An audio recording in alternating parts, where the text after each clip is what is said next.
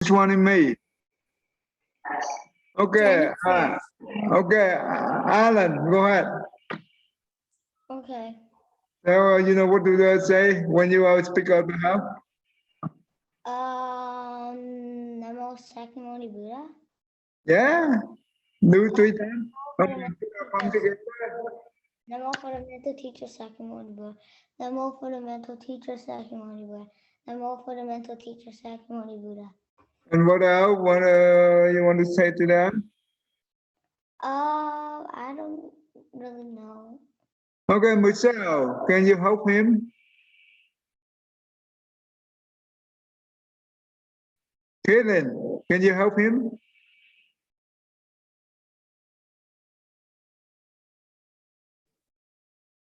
Yeah. Can you help him what he should say to everyone? Turn on your camera. Yeah, turn on your camera, right? And what else? And listen to your Tutor. yeah, listen to your tutor, right? Turn on your camera and yeah. And tell them what should we do for the meditation, Alan. Keep your back straight, your neck straight, close your eyes. Count your best. Don't play with your monkey mind. Yeah. Yeah, that's it. Okay, keep your back straight, your neck straight, close your eye, inhale to the nose, and count 1, inhale and exhale to the nose, you count 2, keep going. If you see your monkey mind, don't play with it. You go back to your inhale and exhale. If you lose track of your counting, stop from 1. All right. Okay. Who want to do the timer for me? Oh, okay. Alex. All right. Good, good. 1, 2, 3. Okay, press the button. Remember, press the button. All right. Keep your eye closed and sit still, everyone.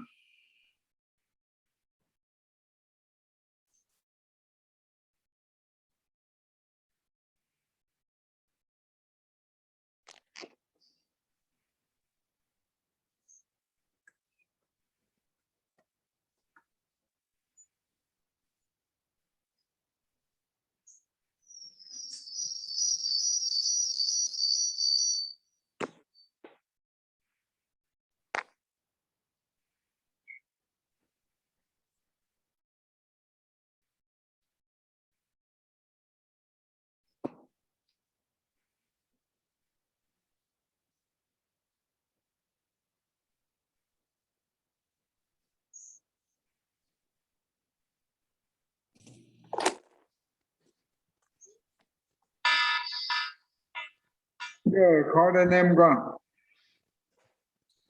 Kyle, Aaron, Alan, Justin. 29. 130. Okay, keep going. Caitlin, Lana, Annie,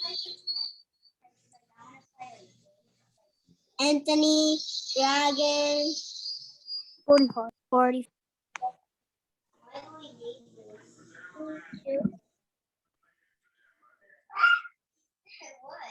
And no one, that's it?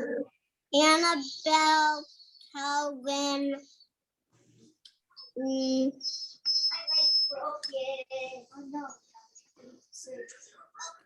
Okay, Natalie. hold on.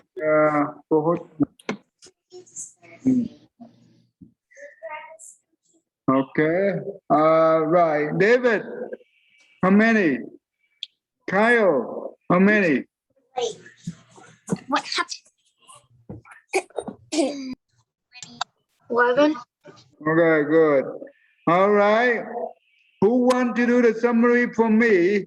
I will show I will play the movie yesterday I saw, so we will understand more. Who want to volunteer to summarize the story for me? Anyone? Okay, beside Alan, anyone want to volunteer? Okay. Caitlin, you want to do it? Yeah. Okay, let's do that.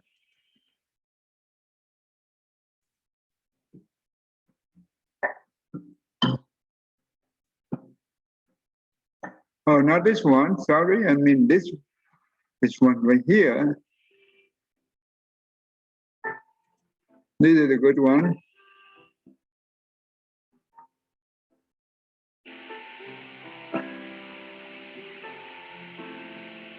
In the Buddha's day, there were two monks who had ordained at an old age. One was named Elder Light, and the other was named Elder Dark. One day, Elder Light asked, "Sir, at what time does cold appear?" We watched this already. Already had an answer in mind I know, that he but expected the other to offer. okay, Elder Dark. Okay, let me show you another one instead. That's good. Okay. All right. During the Buddha's time, there was a small town along the road to the kingdom of Magadha. In this town lived some fools. They were upset at the many biting mosquitoes they encountered when they went hunting. The foolish hunters had a meeting and decided to go to war against the mosquitoes in the forest. They wanted to be able to hunt in the forest without being bitten. Angry, they decided to eliminate all the mosquitoes from the forest. The foolish hunters gathered their weapons and went to war against the mosquitoes in the forest. They shouted to each other, "Strike them down! Kill them all! Smash them! Shoot them!" Each shout only further fueled their gusto. In trying to strike down the numerous and elusive small mosquitoes, the fools mostly succeeded in accidentally striking, shooting, and injuring each other.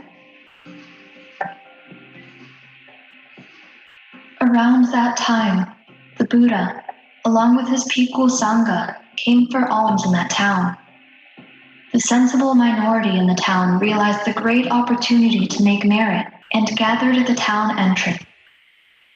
The Buddha and the Sangha saw many wounded men lying around and asked the townsfolk, "There seem to be many injured men around this town. What happened to them?"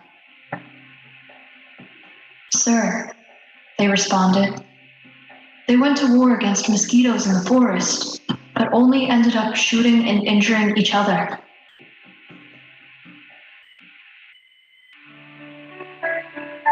And so the Buddha told the monks and townsfolk that this is not the first time that foolish people have hurt each other instead of the mosquitoes they meant to kill. In the past, there were also those who, wanting to kill a mosquito, hurt another person instead. And upon request, the Buddha told the story of the past.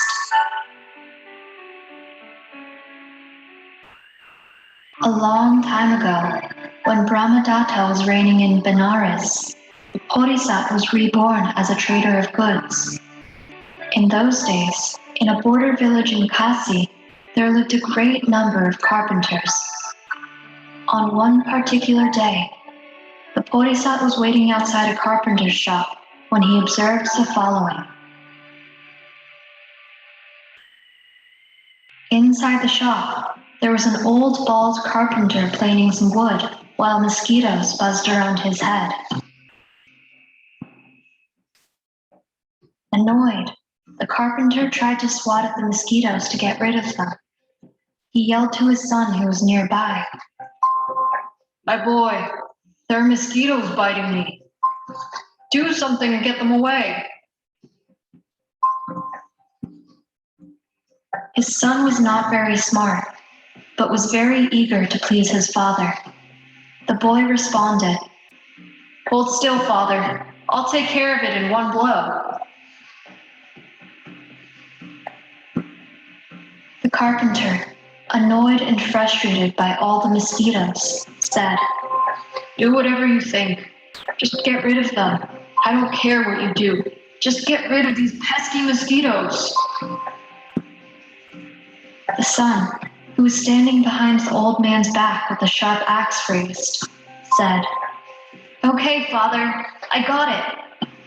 The boy struck down at the mosquito on his father's head with the intention to only kill the mosquito. However, he ended up cleaving his father's head in two. Much to the sadness of the boy, the old man dropped dead on the spot.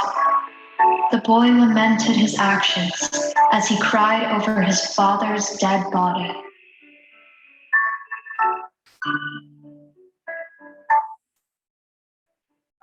The Bodhisattva was waiting outside for the carpenter and witnessed everything. He was shocked at what he saw. He was sad to see such a wasteful and preventable loss of life. He said, "It is better to have an enemy with sense than a friend with no sense. At least the enemy, out of fear of another's vengeance, will be deterred from killing." The Bodhisattva then left and lived his life honorably. At the end of his life, he passed away and was reborn according to his karma.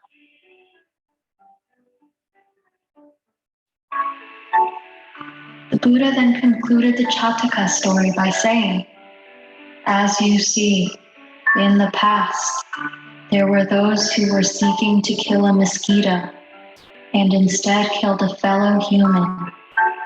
In those days, I was the wise and good trader who witnessed the incident."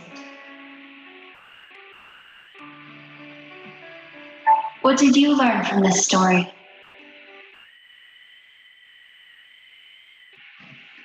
All right. Good then. So in the beginning, there was like these four men who like they would like hunt in the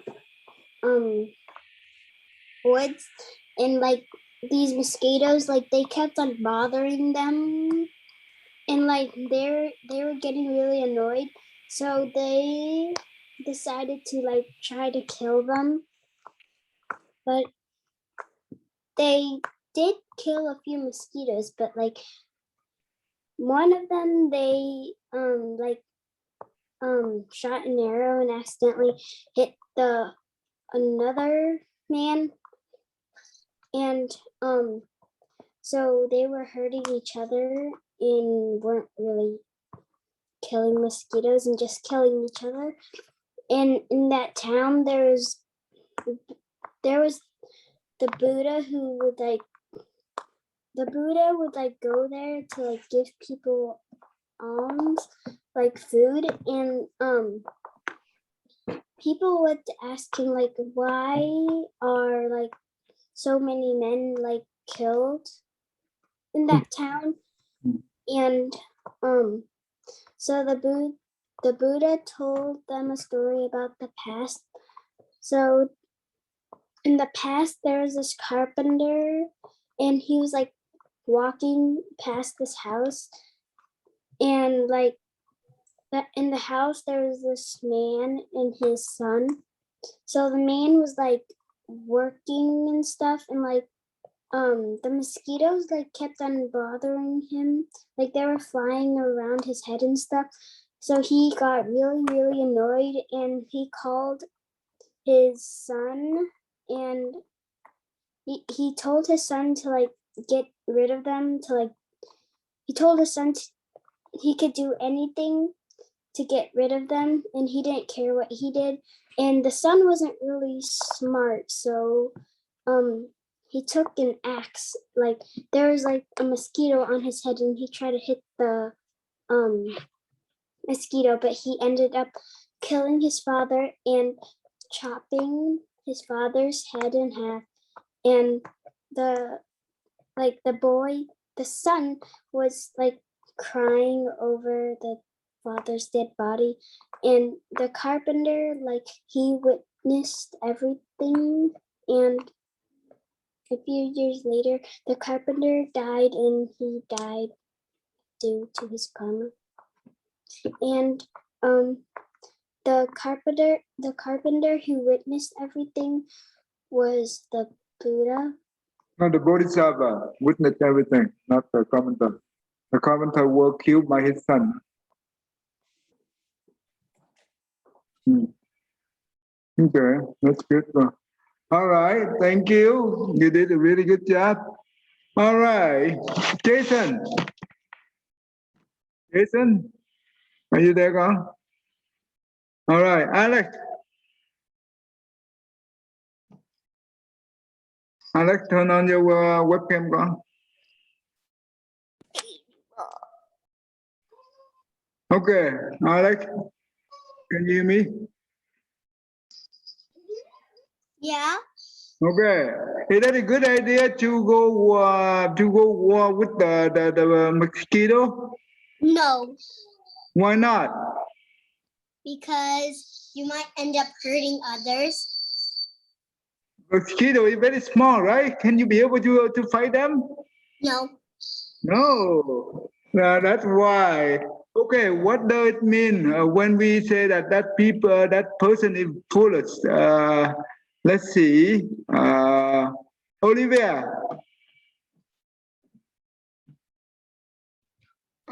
When somebody is foolish, that means like they have no sense. Yeah, they don't have a common sense, right? They don't have a common sense. That important. They have no sense. So is that a good idea to be friends with the foolish?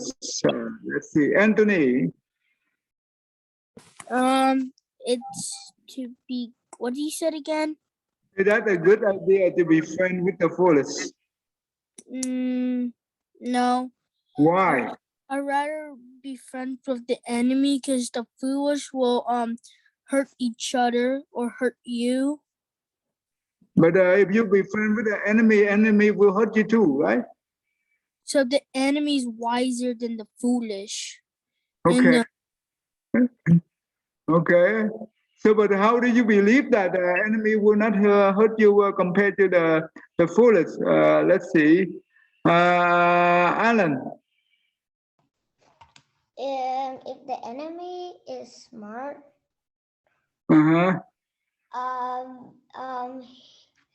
wouldn't really kill you. Well, he's your enemy, yeah, he would. But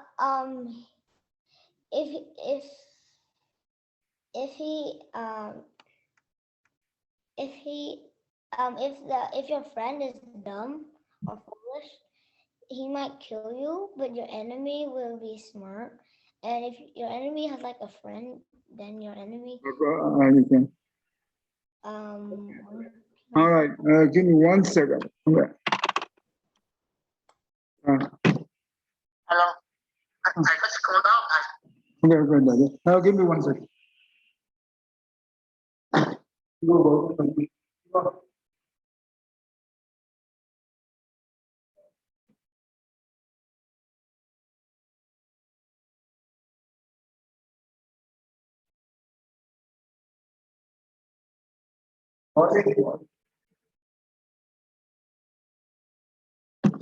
Okay, I'm sorry. All right. Okay. Why the enemy is better than the foolish? Olivia, why? The enemy with sense is better than like a friend that is foolish or has no sense, because like they're not gonna like kill you when they're trying to like if there is something else and they're trying to kill that, then they're not gonna be foolish and end up killing you. Okay. The reason is the enemy is better than the foolish is the enemy know that if I'm going to kill that person might prevent me. That's why, that's how they slow down the intention of the enemy to kill us, right? So that's important. So therefore, but the foolish, they have no sense, right? Therefore, when they do without thinking. Okay, that is too dangerous. So don't play with the foolish. and we stay away from the foolish, right? Okay. Right. Let's see. Okay. Okay. Let me show you another movie, guys. We still have time, right? Okay.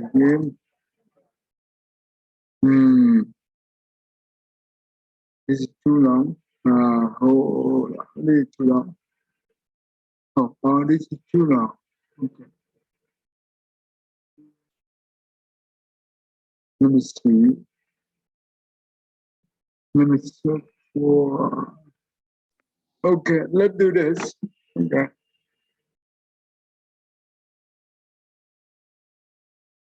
All right. Who want to? Let's see. Let me see. Who want to summarize the story? Anyone? Anyone else? Okay. All right, Alan. You want to do it? Thank you.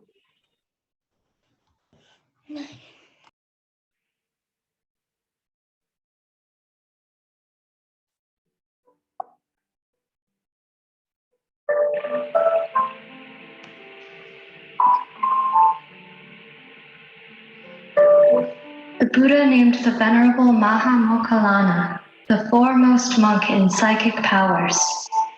He was second in psychic powers only to the Buddha.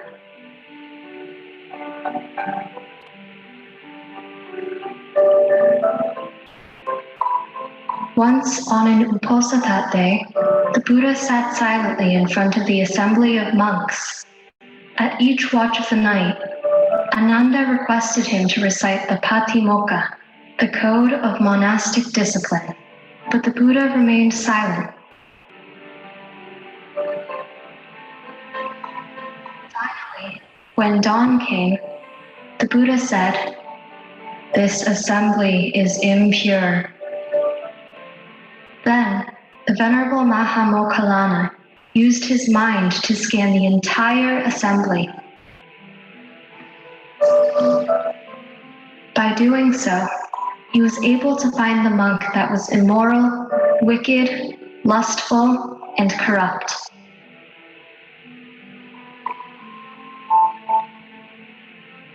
Then, the Venerable Mahamokkallana went to the monk and asked him to leave, but he refused. He had to be asked 3 times. Finally, the Venerable Mahamokkallana took him by the arm and led him out of the hall.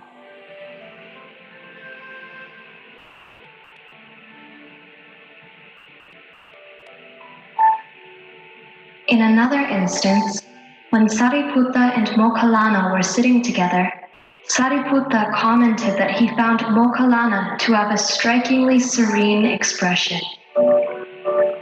Mokkallana explained that he had just had a conversation with the Buddha. Sariputta remarked that the Buddha was currently very far away. Sariputta asked if the Buddha had come to visit Mokkallana, or if Mokkallana had used his powers to go see the Buddha. Mokkallana said, "Neither." They had both directed their divine eyes and divine ears toward each other and engaged in a Dhamma talk over long distances. The Venerable Mahamokkallana was also able to see and hear spirits in heaven, hell, and on earth. He could speak to them, and they could speak to him. They often brought him messages and warnings.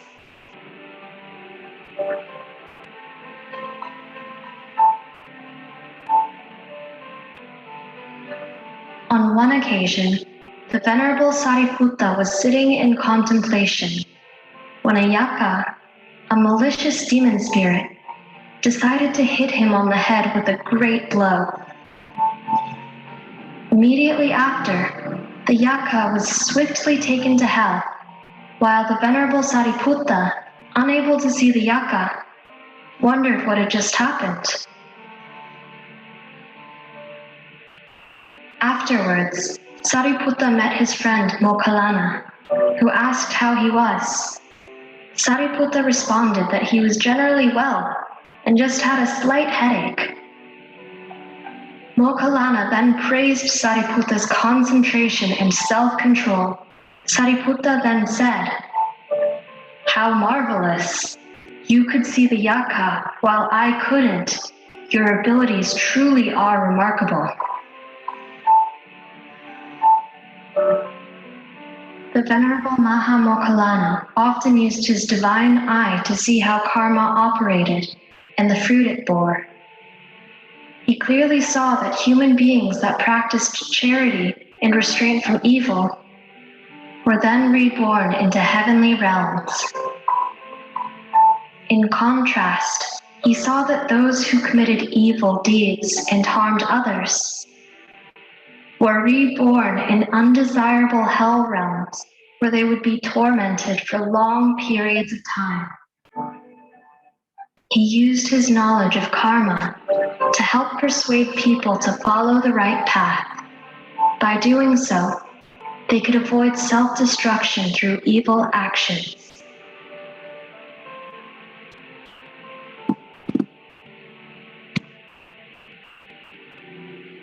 The Buddha once astrally traveled to the heaven of the 33 to give a Dhamma sermon to the spirit of his deceased mother over a period of 3 earth months. During that time, the Venerable Maha Moggallana would astrally travel to the heaven of the 33 to give the Buddha an update as to what was happening with the Sangha, or the order of monks.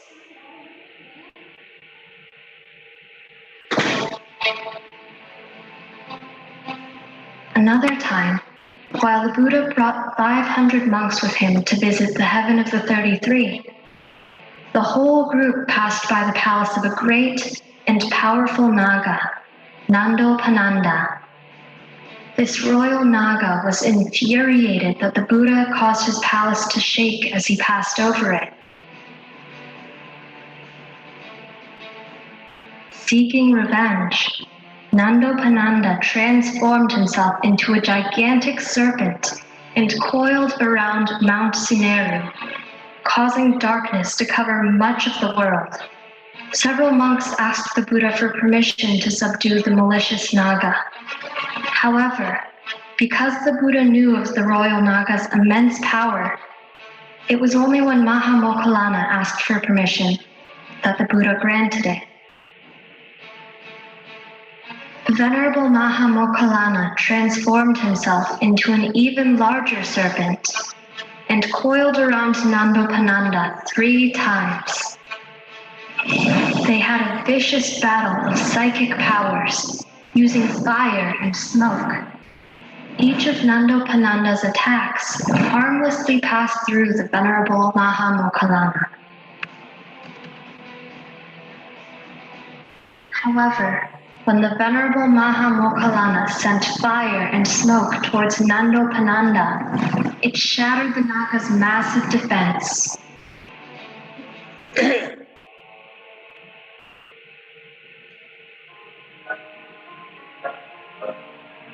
At this point, Nandopananda knew he was bested, so he transformed back into his Naga form and paid his respects to the great elder. The Buddha then praised Maha Moggallana as being foremost of all monks in psychic powers. Okay. All right, we do not have time. All right, tomorrow, thank you, Alan. Tomorrow we have Tết Trung Thu at the chùa Phật Giác in Texas. Okay, so that means it's the Mid-Autumn Festival. Okay, so you can come around 6 p.m. Okay. All right, I will see you if you live in Texas. Okay. Everyone turn on the cam, please. All right, again, if you live in Houston, Texas, go to Chùa Phật Giác tomorrow for Trung Thu Mid-Autumn Festival. If you live in Kentucky, come here. come to our temple on Saturday. And if you live in New Jersey, come to temple on Sunday. So we have the program for you guys if you live in the area, okay? So I want to turn on the cam, please, before you log into the Zoom. Yeah, sorry, 7 p.m., not 6 p.m. in Houston, okay? Sorry.